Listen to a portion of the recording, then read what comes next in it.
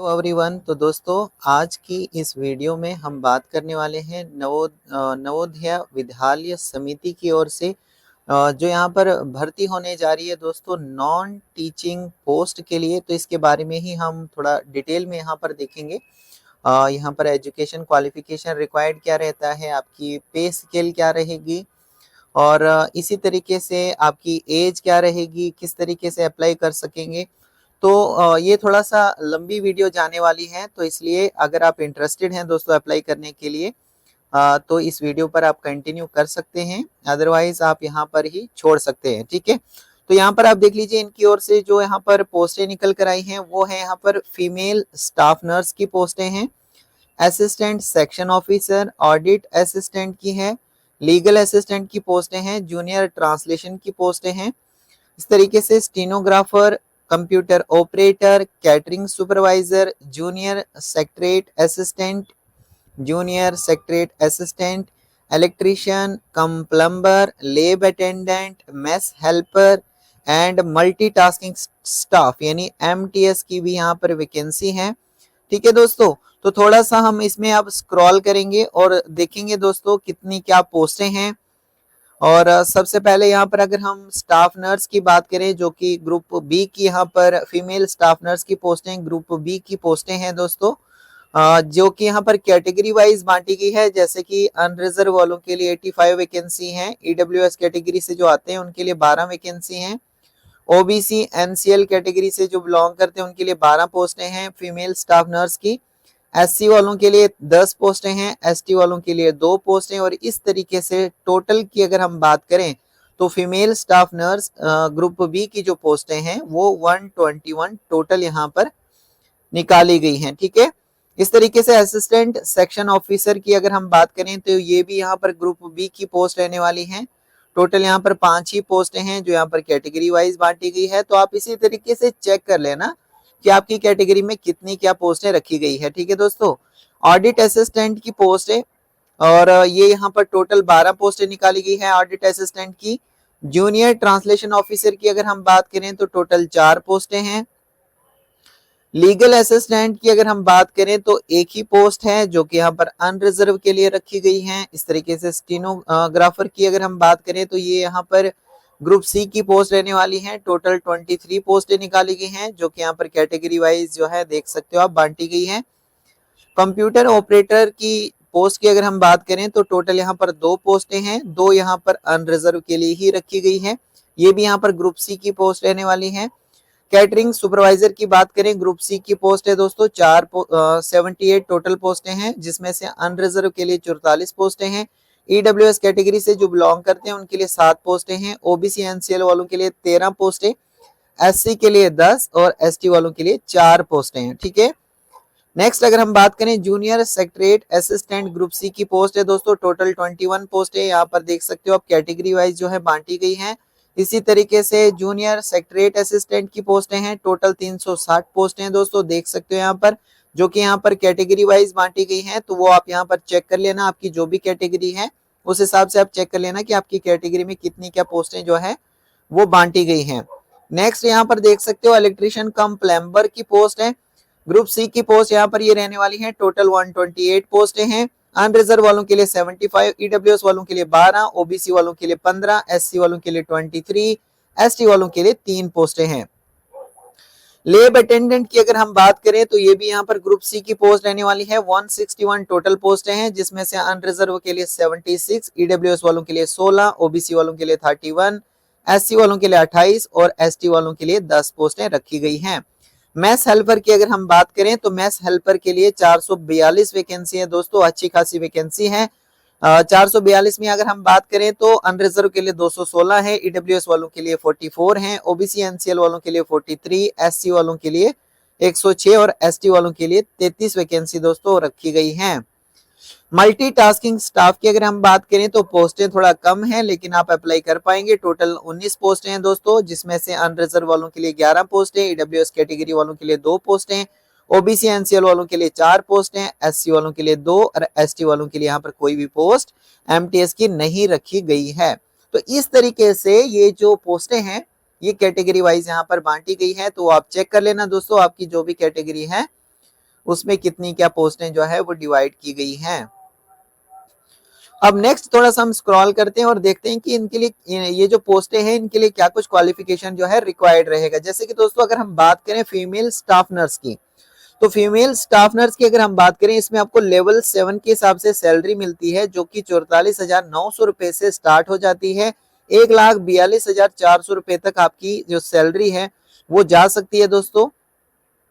और ये जो यहाँ पर फीमेल स्टाफ नर्स की वैकेंसी है, पोस्ट है दोस्तों, इसके लिए ज्यादा से ज्यादा आपकी एज 35 साल तक अगर है तो आप अप्लाई कर पाओगे। क्वालिफिकेशन की अगर हम बात करें तो आपने बीएससी किया होना चाहिए नर्सिंग में, या फिर दोस्तों आपने बीएससी नर्सिंग कोर्स जो है वो बीएससी ऑनर्स आपने किया होना चाहिए नर्सिंग में, या फिर और में यहाँ पर लिखा है कि रेगुलर कोर्स होना चाहिए बीएससी नर्सिंग का किसी भी रिकॉग्नाइज्ड यूनिवर्सिटी या फिर इंस्टीट्यूट से, या फिर दोस्तों अगर आपने पोस्ट बेसिक बीएससी नर्सिंग किया है, ठीक है, किसी भी रिकॉग्नाइज्ड इंस्टीट्यूट से, तो आप यहाँ पर एलिजिबल होते हो। नंबर सेकंड, आप यहाँ पर रजिस्टर्ड होने चाहिए एज ए नर्स, ठीक है, किसी भी स्टेट नर्सिंग काउंसिल से आप जो है वो रजिस्टर्ड नर्स होने चाहिए, या फिर नर्स मिडवाइफ जो है आप रजिस्टर्ड होने चाहिए। और थर्ड नंबर पर यहाँ पर बताया गया है कि 2.5 ईयर्स यानी 2.5 साल का आपके पास मिनिमम एक्सपीरियंस होना चाहिए उस हॉस्पिटल से जो कि कम से कम 50 बेडेड का होना चाहिए, या फिर इससे ज्यादा का अगर है आपके मतलब 50 बेडेड का हॉस्पिटल होना चाहिए जिसमें आपका 2.5 साल का एक्सपीरियंस मांगा गया है, या फिर इससे ज्यादा बेडेड का हॉस्पिटल है तो भी यहाँ पर चलेगा दोस्तों, ठीक है। नंबर सेकंड दोस्तों यहाँ पर आप देख सकते हो असिस्टेंट सेक्शन ऑफिसर की अगर हम बात करें, तो इस पोस्ट के लिए अगर आप सेलेक्ट होते हो तो लेवल 6 के हिसाब से आपको सैलरी मिलती है। 35,400 रुपए से आपकी सैलरी स्टार्ट हो जाती है, 1,12,400 रुपए तक आपकी सैलरी जा सकती है, यानी इसके बीच में आपकी सैलरी रहती है। एज लिमिट में आप देख सकते हो यहाँ पर 23 साल से लेकर 33 साल के बिटवीन में आपकी एज होनी चाहिए, तभी जाकर आप यहाँ पर अप्लाई कर पाओगे। क्वालिफिकेशन की अगर हम बात करें तो आपने बैचलर डिग्री की होनी चाहिए किसी भी रिकॉग्नाइज्ड यूनिवर्सिटी से, और 3 साल का आपके पास एक्सपीरियंस होना चाहिए दोस्तों एडमिनिस्ट्रेटिव का या financial matters in central government autonomous organisation under the central government. तो 3 साल का आपका जो है एक्सपीरियंस मांगा है in administrative financial matters in central government या autonomous organisation under the central government, जो कि अंडर सेंट्रल गवर्नमेंट के अंडर में आते हैं, तो उसका आपका एक्सपीरियंस होना चाहिए, ठीक है। ऑडिट असिस्टेंट की बात करें अगर, तो ऑडिट असिस्टेंट की पोस्ट के लिए अगर आप सेलेक्ट हो जाएंगे लेवल 6 के हिसाब से आपको सैलरी मिलेगी 35,400 रुपए से लेकर 1,12,400 के बीच में आपकी सैलरी रहेगी। एज लिमिट में आप यहाँ पर देख सकते हो 18 साल से 30 साल के बिटवीन में आपकी यानी इसके बीच में आपकी एज होनी चाहिए, तो आप यहाँ पर अप्लाई कर पाओगे। क्वालिफिकेशन में यहाँ पर बीकॉम आपने किया होना चाहिए, और डिजायरेबल यहाँ पर रहेगा अगर आपका 3 साल का एक्सपीरियंस है अकाउंट्स का, ठीक है, 3 years experience of accounts work in government या सेमी गवर्नमेंट या ऑटोनॉमस ऑर्गेनाइजेशन, यानी गवर्नमेंट में आपने अकाउंट्स का ये काम किया होना चाहिए, या सेमी गवर्नमेंट हो तो भी चलेगा, ऑटोनॉमस ऑर्गेनाइजेशन हो तो किसी में भी ये अकाउंट्स का 3 साल का अगर आपके पास एक्सपीरियंस है तो ये डिजायरेबल रहेगा। अगर आपके पास नहीं है तो भी आप यहाँ पर अप्लाई कर सकते हो, लेकिन बीकॉम आपने किया होना चाहिए, ठीक है। फिर थोड़ा सा नीचे स्क्रॉल करते हैं, नीचे स्क्रॉल होने के बाद नेक्स्ट पोस्टों के बारे में आप यहाँ पर देख सकते हो। जूनियर ट्रांसलेशन ऑफिसर की अगर हम बात करें, सैलरी यहाँ पर भी जो है आपको लेवल 6 के हिसाब से ही दी जाएगी अगर आप सिलेक्ट होते हो। जूनियर ट्रांसलेशन ऑफिसर की पोस्ट के लिए देख सकते हो यहाँ पर 35,400 रुपए से स्टार्ट तो हो जाएगी, 1,12,400 की बिटवीन में आपकी सैलरी रहेगी, यानी ये यहाँ पर रेंज बताई गई है सैलरी की। और जो आपकी एज है वो 32 साल से ज्यादा नहीं होनी चाहिए, तब जाकर आप यहाँ पर अप्लाई कर सकते हो जूनियर ट्रांसलेशन ऑफिसर की पोस्ट के लिए। क्वालिफिकेशन की बात करें, आपने मास्टर डिग्री किया होना चाहिए किसी भी रिकॉग्नाइज्ड यूनिवर्सिटी से हिंदी में, और इंग्लिश आपका एक आध सब्जेक्ट जो है होना चाहिए, ठीक है, डिग्री लेवल पर। समझ में आ रहा है, जो आपने डिग्री की होगी, ग्रेजुएशन आपने की हो, उसमें आपका एक आध सब्जेक्ट होना चाहिए, या फिर मान लीजिए आपने मास्टर डिग्री इंग्लिश में की है तो हिंदी आपका एक आध सब्जेक्ट डिग्री लेवल पर होना चाहिए, और अगर आपने मास्टर डिग्री हिंदी में की है तो इंग्लिश आपका एक आध सब्जेक्ट जो है वो ग्रेजुएशन लेवल पर होना चाहिए। इसी तरीके से नेक्स्ट जो है यहाँ पर बताया गया है, तो वो आप यहाँ पर चेक कर लेना दोस्तों। और नंबर सेकंड यहाँ पर इन्होंने क्या बताया है, रिकॉग्नाइज डिप्लोमा या सर्टिफिकेट कोर्स आपने किया होना चाहिए in translation from Hindi to English या फिर इंग्लिश टू हिंदी, ठीक है, या फिर दोस्तों 2 साल का एक्सपीरियंस आपका होना चाहिए ट्रांसलेशन का, हिंदी टू इंग्लिश या फिर इंग्लिश टू हिंदी आपके पास आपने ट्रांसलेशन का ऐसा काम किया होना चाहिए कि हिंदी को इंग्लिश में कैसे मतलब ट्रांसलेट करते हैं या फिर इंग्लिश को हिंदी में कैसे ट्रांसलेट करते हैं, ये अगर आपने काम किया है ट्रांसलेशन का, तो 2 साल का आपके पास कम से कम एक्सपीरियंस होना चाहिए। ठीक है, और ये भी यहाँ पर बताया गया है सेंट्रल या फिर स्टेट गवर्नमेंट ऑफिसेज में या फिर including government of India India undertaking जो है, गवर्नमेंट ऑफ इंडिया के जो अंडरटेकिंग में आते हैं उसमें अगर आपने काम किया है, ठीक है, तो आपका ये मतलब वैलिड रहेगा एक्सपीरियंस। समझ में आ रहा है ना। लीगल असिस्टेंट की पोस्ट की अगर हम बात करें तो इसमें भी आपको जो सैलरी है, अगर आप सिलेक्ट हो जाते हो लीगल असिस्टेंट की पोस्ट के लिए, तो आपको लेवल 6 के हिसाब से ही सैलरी भी यहाँ पर मिलेगी। 35,400 से लेकर 1,12,000 के बीच में मिलेगी। और इसके लिए एज की बात करें तो 23 से लेकर 35 साल के बीच में आपकी एज यहाँ पर मांगी गई है। और लीगल असिस्टेंट की पोस्ट के लिए आपने डिग्री की होनी चाहिए लॉ के अंदर, और 3 साल का एक्सपीरियंस आपका होना चाहिए, तजुर्बा आपका होना चाहिए। दोस्तों, आपने legal cases in government department या ऑटोनोमस बॉडी या पीएसयू में हैंडल किए होने चाहिए लीगल केसेस। ठीक है, 3 साल का एक्सपीरियंस भी आपका मांगा गया है।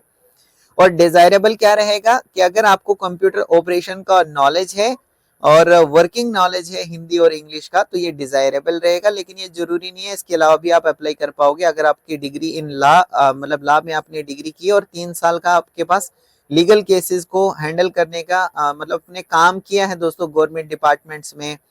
ठीक है, तो यहाँ पर वो वैलिड रहेगा। फिर यहाँ पर नेक्स्ट है दोस्तों स्टीनोग्राफर की पोस्ट। तो अगर आप स्टीनोग्राफर की पोस्ट के लिए अप्लाई करते हो तो आपको सैलरी मिलती है लेवल 4 के हिसाब से, जो कि रहती है 25,500 रुपए से शुरू हो जाती है, 81,100 रुपए तक आपकी सैलरी जा सकती है। एज लिमिट में देख सकते हो 18 साल से लेकर 27 साल के बिटवीन में आपकी एज यहाँ पर होनी चाहिए, तभी जाकर आप अप्लाई कर पाओगे। और क्वालिफिकेशन में 12th पास आप होने चाहिए। और इसके लिए यहाँ पर स्किल टेस्ट भी होता है, डिक्टेशन होता है, 10 मिनट्स आपको दिए जाते हैं, 80 वर्ड पर मिनट आपको लिखने होते हैं। और ट्रांसक्रिप्शन में देख सकते हो 50 मिनट्स का यहाँ पर टाइम दिया जाता है और इंग्लिश में लिखने के लिए। ठीक है, और 65 मिनट्स दिए जाते हैं हिंदी के लिए ऑन कंप्यूटर। इसी तरीके से कंप्यूटर ऑपरेशन की पोस्ट के लिए आप देख सकते हो यहाँ पर पे स्केल रहता है लेवल 4 के हिसाब से 25,500 से स्टार्ट हो जाता है, 81,100 रुपए तक आपकी सैलरी जा सकती है, रेंज कर सकती है। एज लिमिट में 18 साल से 30 साल के बिटवीन में यानी बीच में आपकी एज आती है तो अप्लाई कर पाओगे। और कंप्यूटर ऑपरेटर की पोस्ट के लिए आपने बीसीए किया होना चाहिए या बीएससी किया होना चाहिए कंप्यूटर साइंस से, आईटी या आईटी। ठीक है, और इसी तरीके से और में यहाँ पर बताया कि अगर आपने बीई बीटेक किया है कंप्यूटर साइंस से या आईटी से तो आप यहाँ पर अप्लाई कर पाओगे। फिर कैटरिंग सुपरवाइजर की अगर हम बात करें तो इसमें भी यहाँ पर लेवल 4 के हिसाब से आपको सैलरी मिलेगी। और एज यहाँ पर बताई गई है कैटरिंग सुपरवाइजर की पोस्ट के लिए कि 35 साल से ज्यादा आपकी एज नहीं होनी चाहिए। क्वालिफिकेशन यहाँ पर कैटरिंग सुपरवाइजर की पोस्ट के लिए बैचलर डिग्री आपने की होनी चाहिए होटल मैनेजमेंट में। ठीक है दोस्तों, और इसी तरीके से और में यहाँ पर बताया गया कि ट्रेड प्रोफिशिएंसी सर्टिफिकेट अगर आपकी है कैटरिंग में विद मिनिमम 10 साल का एक्सपीरियंस अगर आपका है service in defence services of regular establishment, तो आप यहाँ पर अप्लाई कर सकते हो। लेकिन ये यहाँ पर एक्स सर्विसमैन के लिए ही बताया, for ex serviceman only, only ex serviceman के लिए यहाँ पर ये बताया गया है। तो समझ में आ रहा है, कैटरिंग सुपरवाइजर की पोस्ट के लिए आपने बैचलर डिग्री होटल मैनेजमेंट में की होनी चाहिए। जूनियर सेक्रेटरी असिस्टेंट की अगर हम बात करें तो इसमें अगर आप सिलेक्ट होते हो उस पोस्ट के लिए तो लेवल 2 के हिसाब से आपको सैलरी मिलेगी 19,900 रुपए से 63,200 रुपए तक आपकी सैलरी जा सकती है। एज लिमिट की अगर हम बात करें 18 साल से 27 साल के बीच में आपकी एज अगर है तो आप अप्लाई कर पाओगे। और यहाँ पर क्वालिफिकेशन में देख सकते हो सीनियर सेकेंडरी सर्टिफिकेट 12th की आपके पास सर्टिफिकेट होनी चाहिए। और मिनिमम स्पीड जो है वो 30 वर्ड पर मिनट इंग्लिश में आपको टाइपिंग करना होगा या फिर 25 वर्ड पर मिनट आपको हिंदी में टाइप करना होगा। ठीक है, या फिर और में यहाँ पर बताया गया है +2 आप होने चाहिए किसी भी सीबीएसई या स्टेट बोर्ड से, और with secretarial practices and office management eight vocational subject आपके होने चाहिए। तो ये आप देख लेना दोस्तों और में क्या बताया गया है। और डिजायरेबल भी यहाँ पर जो है कुछ बताया गया है कि आपके पास 6 मंथ्स का डिप्लोमा होना चाहिए कंप्यूटर का, तो डिजायरेबल रहेगा, यानी आपके पास 10+2 हो उसके बाद 6 मंथ्स का डिप्लोमा कंप्यूटर का हो तो आप यहाँ पर अप्लाई कर पाओगे, यानी आपको यहाँ पर डिजायरेबल रहेगा, प्रेफरेंस आपको दी जाएगी एक तरह से। जूनियर सेक्रेटरीट असिस्टेंट की अगर हम बात करें तो देख सकते हो यहाँ पर लेवल 2 के हिसाब से ही आपको सैलरी मिलेगी। 19,900 रुपए से स्टार्ट हो जाएगी, 63,200 रुपए तक आपकी सैलरी जा सकती है। एज लिमिट की अगर हम बात करें 18 साल से 27 साल के बिटवीन में आपकी एज होनी चाहिए, तो अब जाके आप अप्लाई कर पाओगे। 10+2 आपने किया होना चाहिए और इसके बाद आपको कंप्यूटर का अगर नॉलेज है तो आप यहाँ पर दोस्तों अप्लाई कर पाओगे। यानी 6 मंथ्स का आपका डिप्लोमा होना चाहिए तो आपको यहाँ पर प्रेफरेंस मिलेगी।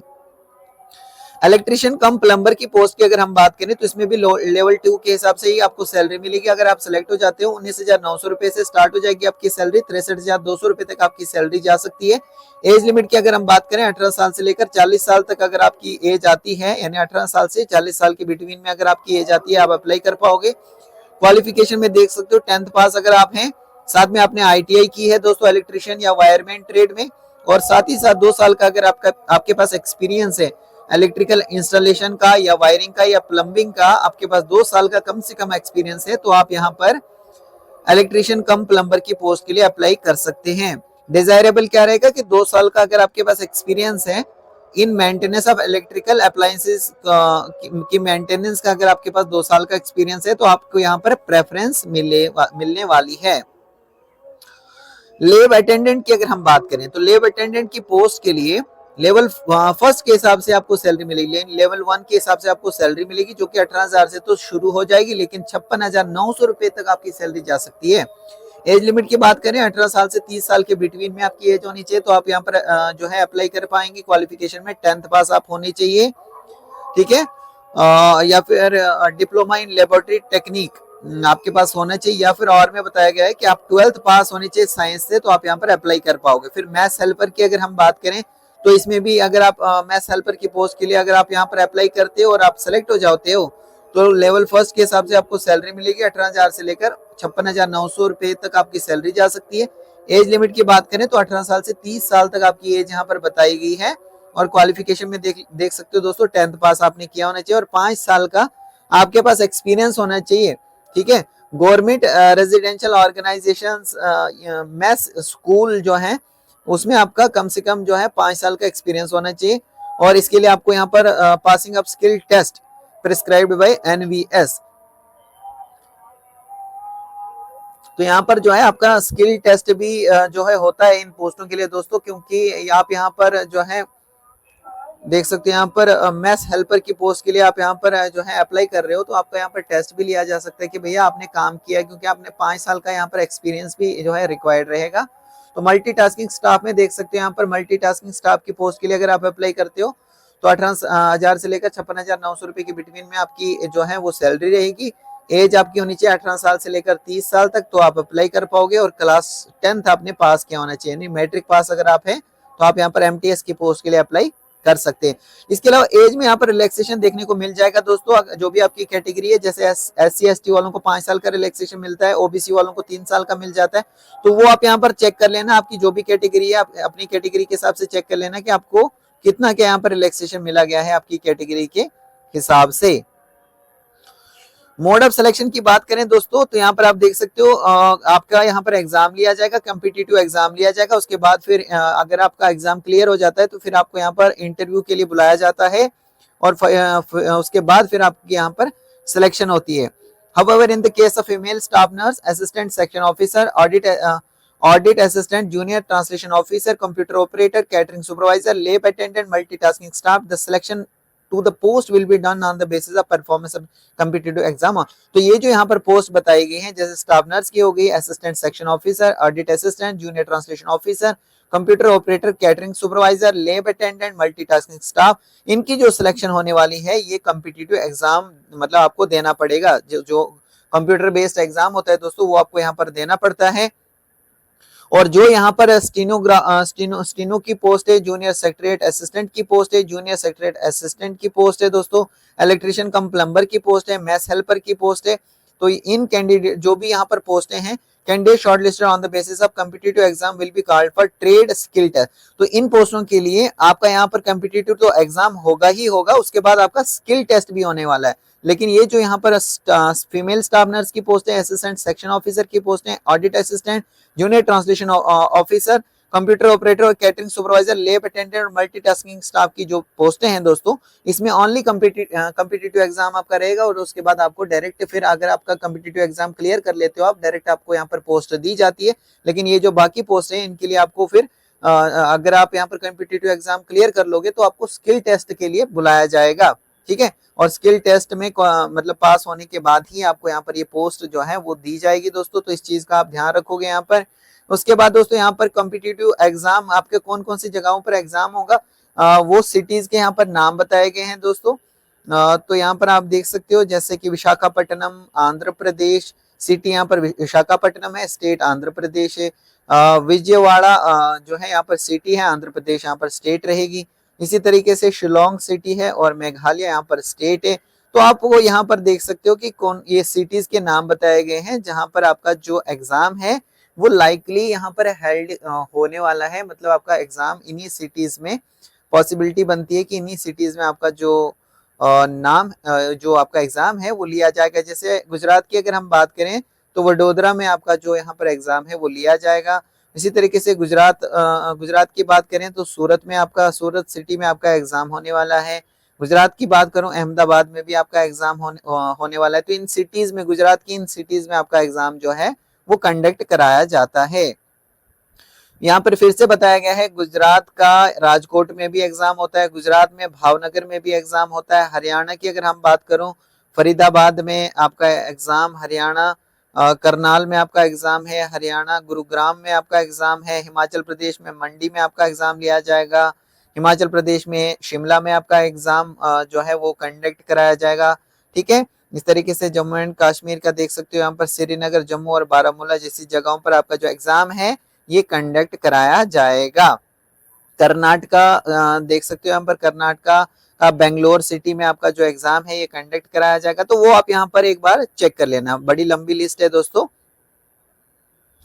However, the NVS has the right to conduct the competitive exam at all the cities या any one of the cities or any other cities depending upon the number of candidates and other compulsions। तो कह रहा है कि यहाँ पर लिखा है कि एनवीएस के पास यानी नवोदया के पास यहाँ पर ये राइट होता है कि ये कम्पिटिटिव जो एग्जाम है ये सभी सिटीज में भी एग्जाम कंडक्ट करा सकते हैं या किसी भी सिटी में एग्जाम कंडक्ट करा सकते हैं। तो ये डिपेंड करता है कि कितने नंबर ऑफ कैंडिडेट इनके पास आते हैं और बाकी अदर कंपल्शंस पे डिपेंड करता है। ज्यादा डिटेल में मैं यहाँ पर नहीं जाने वाला हूँ दोस्तों क्योंकि वीडियो लंबी हो जाएगी। स्कीम ऑफ एग्जामिनेशन आप देख सकते हो, जो यहाँ पर आपका एग्जाम लिया जाएगा। तो यहाँ पर फीमेल स्टाफ नर्स का जो यहाँ पर फीमेल स्टाफ नर्स की जो पोस्ट है इसके लिए देख सकते हो यहाँ पर रीजनिंग एबिलिटी से 15 क्वेश्चंस होंगे, 15 मार्क्स के पूछे जाएंगे। General awareness and current affairs से भी 15 क्वेश्चंस पूछे जाएंगे, 15 मार्क्स के रहेंगे। Language competency test English, general English और general Hindi 10 marks each subject, हर एक सब्जेक्ट से जो है 10 मार्क्स का पूछा जाएगा। तो 20 क्वेश्चंस पूछे जाएंगे, 20 मार्क्स के यहाँ पर रहेंगे। The test will be 2.5 hours duration without any time limit for each part of test individually. फिर यहाँ पर सब्जेक्ट नॉलेज से जो आपका सब्जेक्ट होगा स्टाफ नर्स की पोस्ट के लिए, जो आपका सब्जेक्ट है जो आपने पढ़ा है वहां से भी 70 जो है वो क्वेश्चंस पूछे जाएंगे, 70 मार्क्स के रहेंगे। और टोटल इस तरीके से फीमेल स्टाफ नर्स की पोस्ट के लिए 120 क्वेश्चंस पूछे जाएंगे जो कि 120 मार्क्स के रहने वाले हैं। इस तरीके से असिस्टेंट सेक्शन ऑफिसर की पोस्ट के लिए भी आप यहाँ पर देख सकते हो कहाँ से जो है आपको क्वेश्चंस कितने कितने पूछे जाएंगे। इसी तरीके से हर एक पोस्ट के जो है सामने लिखा गया है। ऑडिट असिस्टेंट की पोस्ट के लिए देख सकते हो रीजनिंग एबिलिटी से 20 क्वेश्चंस पूछे जाएंगे, क्वांटिटी एप्टीट्यूड से 30 क्वेश्चंस पूछे जाएंगे, इंग्लिश टेस्ट से भी 20 क्वेश्चंस पूछे जाएंगे और बेसिक नॉलेज कंप्यूटर ऑपरेशन का, जनरल अवेयरनेस का, करंट अफेयर से 20 क्वेश्चंस पूछे जाएंगे, ये भी 20 मार्क्स के रहने वाले हैं। इसी तरीके से सब्जेक्ट नॉलेज जो आपका रहेगा इसमें आप देख सकते हो यहाँ पर accountancy, annual accounts, taxation, budgeting, auditing and financial management, GEM से 40 क्वेश्चंस होंगे। इस तरीके से टोटल 130 क्वेश्चंस पूछे जाएंगे, 130 मार्क्स के ये रहेंगे दोस्तों।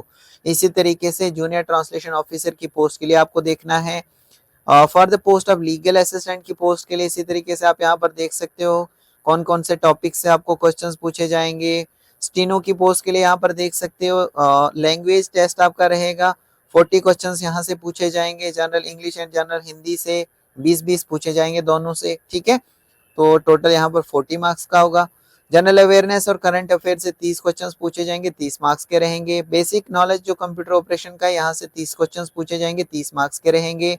टोटल 100 मार्क्स 100 क्वेश्चंस पूछे जाएंगे, 100 मार्क्स के रहेंगे। और 2 घंटे का आपको यहाँ पर टाइम दिया जाएगा पेपर को सॉल्व करने के लिए।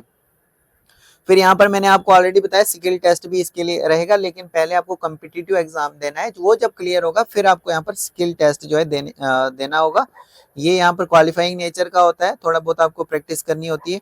कंप्यूटर ऑपरेशन की अगर हम बात करें, कंप्यूटर ऑपरेटर की पोस्ट के लिए तो देख सकते हो रीजनिंग एबिलिटी से 20 क्वेश्चंस होंगे, क्वांटिटी एप्टीट्यूड से 20 क्वेश्चंस होंगे, इंग्लिश टेस्ट से 30 क्वेश्चंस पूछे जाएंगे। और यहाँ पर नॉलेज ऑफ कंप्यूटर ऑपरेशन और एमएस ऑफिस से 60 क्वेश्चंस पूछे जाएंगे, 60 मार्क्स के रहेंगे। इस तरीके से टोटल अगर हम बात करें तो 130 क्वेश्चंस होंगे, 130 मार्क्स के रहेंगे। 2.5 आवर्स का यहाँ पर आपको टाइम दिया जाएगा पेपर को सॉल्व करने के लिए। इस तरीके से कैटरिंग सुपरवाइजर की पोस्ट के लिए आप देख सकते हो, और जूनियर सेक्रेटरीट असिस्टेंट की पोस्ट के लिए आप देख सकते हो क्या कुछ यहाँ पर सिलेबस रहने वाला है। इसी तरीके से दोस्तों नेक्स्ट आप यहाँ पर देख सकते हो इलेक्ट्रिशियन कम प्लम्बर की पोस्ट की अगर हम बात करें तो रीजनिंग एबिलिटी से 15 क्वेश्चंस होंगे, जनरल अवेयरनेस से 15 क्वेश्चंस और लैंग्वेज कॉम्पिटेंसी से 30 क्वेश्चंस होंगे।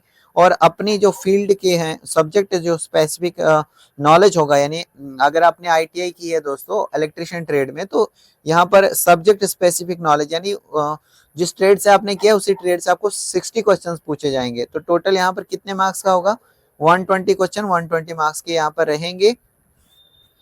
फिर यहाँ पर दोस्तों लैब असिस्टेंट के लिए भी देख सकते हो इस तरीके से, और मैथ्स हेल्पर की पोस्ट के लिए भी देख सकते हो। यहाँ पर स्किल टेस्ट भी यहाँ पर रिक्वायर्ड रहेगा, सिलेबस भी देख सकते हो। मल्टीटास्किंग स्टाफ की अगर हम बात करें एमटीएस की पोस्ट के लिए तो लैंग्वेज टेस्ट से 20-20 क्वेश्चंस पूछे जाएंगे, 20 इंग्लिश के 20 हिंदी के होंगे। जनरल अवेयरनेस और करंट अफेयर से 20 क्वेश्चंस होंगे। बेसिक नॉलेज ऑफ कंप्यूटर से यहाँ पर 40 क्वेश्चंस होंगे। टोटल यहाँ पर एमटीएस की पोस्ट के लिए 100 क्वेश्चंस होंगे जो कि 100 मार्क्स के रहने वाले हैं।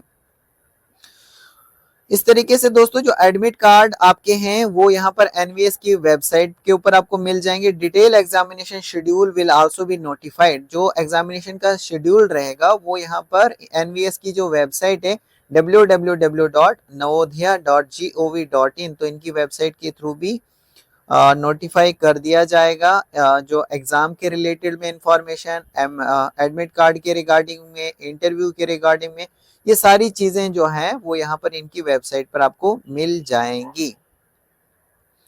हाउ टू अप्लाई, सबसे इंपॉर्टेंट यहाँ पर किस तरीके से आप यहाँ पर इन पोस्टों के लिए अप्लाई कर सकते हैं। तो candidates are required to apply online through NVS website. तो एनवीएस की वेबसाइट क्या है, www.navodhya.gov.in, तो ये इनकी वेबसाइट है दोस्तों। इसी पर जाकर आपको ऑनलाइन जो है ये अप्लाई करना होगा, और कोई भी यहाँ पर मोड नहीं है जिसके थ्रू आप अप्लाई कर सकें। इसके अलावा सबसे इंपॉर्टेंट जो आपको ईमेल आईडी फिल करनी है, ईमेल आईडी और जो फोन नंबर आप यहाँ पर फिलअप करोगे वो एक्टिव और वैलिड फिल करना, ताकि इनकी ओर से जो भी फर्दर जो है आपको कम्युनिकेट किया जाएगा वो या तो रजिस्टर्ड ईमेल के थ्रू किया जाएगा, या आपने जो फोन नंबर दिया होगा उसमें एसएमएस के द्वारा एसएमएस के जरिए जो है आपको जो है इनकी ओर से कम्युनिकेट किया जा सकता है कि भाई आपके जो एडमिट कार्ड हैं वो आ गए हैं, उनको आप डाउनलोड कर सकते हो। कुछ इस तरीके के जो भी इनकी तरफ से भेजा जाएगा, तो इसलिए आप एक्टिव दीजिएगा, वैलिड दीजिएगा। No application fee is required to be paid by candidate blogging. तो यहाँ पर आप देख लीजिए क्या लिखा गया है कि जो भी कैंडिडेट यहाँ पर SC ST और PWD कैटेगरी से बिलोंग करते हैं उनको किसी भी तरह की फीस यहाँ पर पे नहीं करनी है। वो फ्री ऑफ कॉस्ट यहाँ पर जो फीस है यहाँ पर जो फॉर्म है वो फिलअप कर सकते हैं। और इसके अलावा जो बाकी लोगों के लिए जो जनरल EWS OBC से जो आते हैं उनके लिए यहाँ पर देख सकते हो फीमेल स्टाफ नर्स के लिए एप्लीकेशन फीस है दोस्तों 1000 रुपया, प्रोसेसिंग फीस लगेगी 500 रुपया, और टोटल हो जाएगा 1500 रुपया। समझ में आ रहा है? जनरल EWS OBC NCL वालों की बात मैं कर रहा हूँ, बाकियों के लिए तो यहाँ पर देख सकते हो SC ST और PWD वालों को 500 रुपये जो है वो प्रोसेसिंग फीस लगने वाली है। प्रोसेसिंग फी यानी एप्लीकेशन फीस आपको नहीं देनी है, ओनली प्रोसेसिंग फीस है, ये 500 रुपये रखी गई है। फिर बाकी जो पोस्टें हैं फीमेल स्टाफ नर्स के अलावा जो बाकी पोस्टें आती हैं, यहाँ पर आप देख सकते हो मेंशन किया गया है। बाकी सभी पोस्टों के लिए 500 रुपये यहाँ पर एप्लीकेशन फीस है, 500 यहाँ पर प्रोसेसिंग फीस है। तो इस तरीके से 1000 रुपये पे करना है जो जनरल से आते हैं, ठीक है, जनरल OBC EWS से जो आते हैं। और जो बाकी आते हैं SC ST PWD वालों को, उनको यहाँ पर एप्लीकेशन फीस पे नहीं करनी है, ओनली प्रोसेसिंग फीस 500 रुपये पे करना है। तो टोटल यहाँ पर 500 ही रुपये आपको पे करना है। समझ में आ रहा है किस तरीके से अप्लाई करना है और फीस कितनी, ये आपको क्लियर हो गया। Candidates should take a printout of the online application form and preserve it for their record। तो अपने रिकॉर्ड के लिए जो आप यहाँ पर एप्लीकेशन फॉर्म को जो है फिल करोगे दोस्तों, उसका एक प्रिंट आउट आप अपने लिए रिकॉर्ड के तौर पर रख सकते हो and send the same to NVS और टू एनी अदर एड्रेस। तो एंड शुड नॉट सेंड, ठीक है, सेंड नहीं करना है आपको किसी को, लेकिन अपने रिकॉर्ड के लिए आप उसको प्रिजर्व करके रख सकते हैं। The application print out will also have to be submitted during document verification. तो जो एप्लीकेशन प्रिंट आउट आप निकालोगे, तो एप्लीकेशन का जो प्रिंट आउट आप निकालोगे will also have to be submitted during, तो डॉक्यूमेंट वेरिफिकेशन के टाइम पर आपको वो जो एप्लीकेशन आपने प्रिंट आउट किया होगा वो भी आपको सबमिट करना है at the time of interview या डॉक्यूमेंट वेरिफिकेशन। तो जब आपका इंटरव्यू होगा या डॉक्यूमेंट वेरिफिकेशन होगी आपकी, उस टाइम पर आपने जो एप्लीकेशन जो फॉर्म प्रिंट आउट निकाला होगा वो भी आपको सबमिट करना है। और उसके साथ साथ सेल्फ अटेस्ट कॉपीज आपको लगानी है। स्पोर्ट ऑफ एज, जैसे 10th की मार्क्स कार्ड रहती है, क्वालिफिकेशन आपकी जो होगा, जो आपका एक्सपीरियंस होगा, कास्ट या फिर non creamy layer, bench mark, physical disability, EWS, तो जो भी आपके पास सर्टिफिकेट्स हैं उसके साथ साथ आपको ये एप्लीकेशन का फॉर्म का जो प्रिंट आउट आपने निकाला है वो भी आपको सबमिट करना है। इसके अलावा यहाँ पर लिखा है कि जो कॉल लेटर है, मतलब जब आप एग्जाम देने के लिए जाओगे तो आपको कॉल लेटर तो साथ में जो candidates are required to download the call letter send by the exam conducting agency of the NVS on the registered email ID of the candidate or same may be downloaded from the NVS website। तो यहाँ पर ये website बताई गई है NVS की दोस्तों, यहाँ से ही आपको कॉल लेटर जो है वो डाउनलोड करना पड़ेगा। या फिर इसके बारे में इन्होंने बताया कि जो ईमेल आईडी आपकी है रजिस्टर्ड ईमेल आईडी, उसमें भी आपको ये सेंड कर देंगे, ठीक है। और सेम जो है ये आप इनकी वेबसाइट पर जाकर भी डाउनलोड कर सकते हैं। थोड़ा सा नीचे स्क्रॉल करते हैं कुछ और यहाँ पर आप देख सकते हो दोस्तों, ओनली इंडियन नेशनल से अप्लाई कर सकते हैं, यानी भारत के किसी भी राज्य से आप बिलोंग करते हो आप यहाँ पर इन वैकेंसीज के लिए अप्लाई कर पाएंगे दोस्तों। There will be negative marking यहाँ पर रहेगी, 1/4 की यहाँ पर नेगेटिव मार्किंग रहेगी, यानी कि दोस्तों अगर आप किसी भी क्वेश्चन का रॉन्ग आंसर देते हो, गलत आंसर आप देते हो, तो आपके जो मार्क्स है वो माइनस किए जाएंगे। माइनस समझते हैं, यानी काटे जाएंगे दोस्तों, ठीक है। तो अगर आप किसी क्वेश्चन का कंफर्म नहीं है इसका आंसर, अगर आपको पूरी तरह से नहीं लगता है तो आप उसको छोड़ सकते हैं, ठीक है। अदरवाइज यहाँ पर मार्क्स आपके काटे जाएंगे अगर आप उसको फिल करते जाएंगे। तो टेस्ट पेपर जो है वो इंग्लिश और हिंदी में रहेगा, दोनों में आपकी जिसमें भी मर्जी आप उसमें पेपर दे सकते हैं। Candidate will be shortlisted for competitive exam based on information provided by him her. It will sole responsibility of the candidate to prove his her eligibility with respect to qualification criteria advertised by NVS। तो आप एक बार check कर लेना, जिस भी post के आगे जो भी क्वालिफिकेशन रिक्वायर्ड और एक्सपीरियंस रिक्वायर्ड है वो एक बार चेक कर लेना, उसके बाद ही आप यहाँ पर फॉर्म फिलअप कीजिए, ऐसा यहाँ पर इन्होंने लिखा है। तो दोस्तों मैं होप करता हूँ कि आपको ये सारी चीजें जो हैं ये क्लियर हो चुकी होंगी। So thank you very much।